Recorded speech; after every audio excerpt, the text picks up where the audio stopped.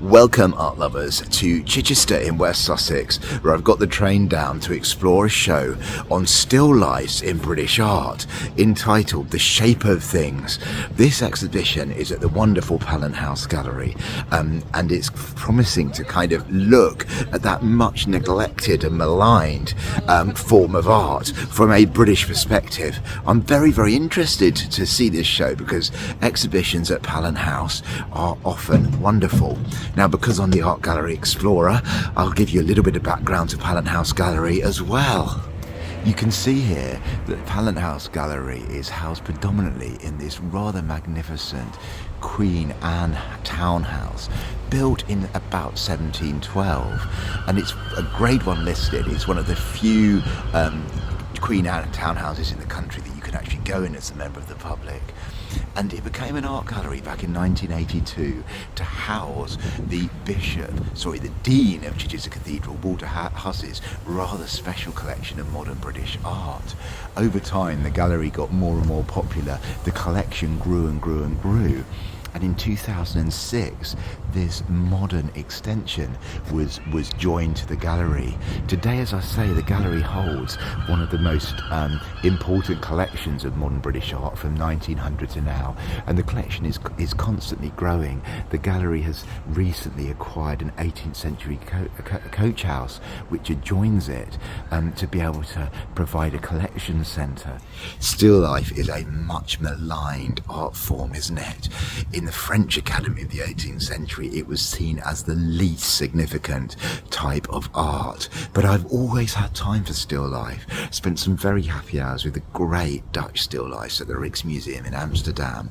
And so I'm really interested to see how this exhibition reclaims still life, because the Pallant House Gallery, which you can see behind me, is particularly well known for encouraging us to reconsider certain artists, certain movements or certain forms.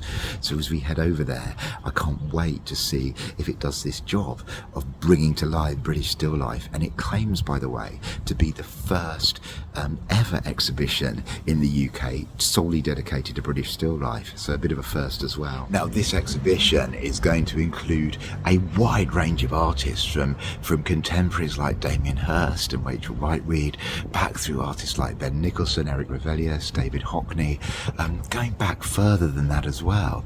I think it's going to include over 150 works, so I'm obviously not going to show you them all in the vlog, but I'll give you a sense of some of the highlights so you can decide for yourself if it's worth you coming down to Chichester, and I'll let you know my thoughts at the end. I'm not going to narrate this because I think the works will speak for themselves, but I will pick out some highlights in my review. This show is on until the 20th of October.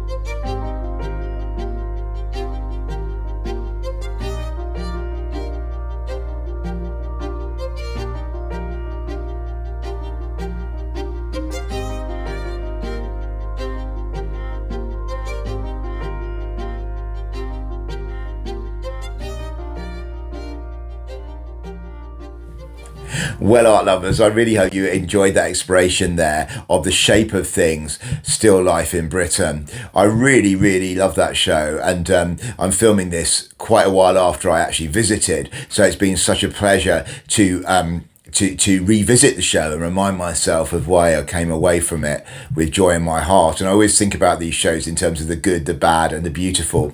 And there were probably 3 or 4 things I thought were really good about it. First of all, because it's the first big show ever of British still life, it was constantly surprising me and constantly surprising other people in the gallery too.